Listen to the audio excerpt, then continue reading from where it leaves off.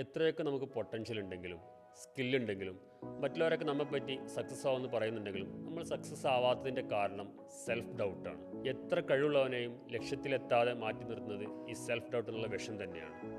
Self ഡൗട്ടിൽ നിന്ന് മുക്തി നേടാൻ ഒരു ഐഡിയ ഞാൻ പറയാം.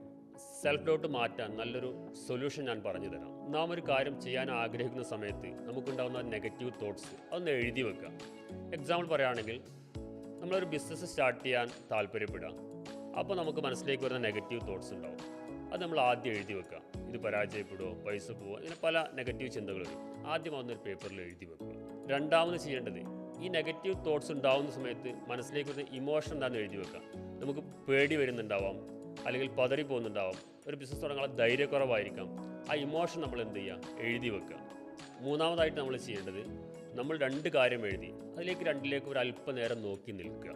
ഒന്ന് ജസ്റ്റ് വായിച്ച് നോക്കുക. ഒരല്പനേരത്തെ റിലാക്സോട് കൂടി ആ പേടിയിൽ നിന്ന്, ആ പതർച്ചയിൽ നിന്ന് നമുക്ക് പുറത്ത് കിടക്കാൻ സാധിക്കും. ആ എഴുതി വെച്ച പ്രോബ്ലത്തിൽ നോക്കി സ്വയം നമ്മൾ ചോദിക്കണം, എങ്ങനെ ഈ പ്രോബ്ലത്തിന് സൊല്യൂഷൻ ഉണ്ടാക്കാൻ പറ്റും, എത്ര സമയമെടുക്കണം, എന്ന് തുടങ്ങാൻ കഴിയണം. ഇതിന് ആൻസർ കണ്ടെത്തി കഴിഞ്ഞാൽ നമുക്ക് പെട്ടെന്ന് നമ്മുടെ പ്രൊജക്റ്റിലേക്ക് മൂവ് ചെയ്യാൻ കഴിയും.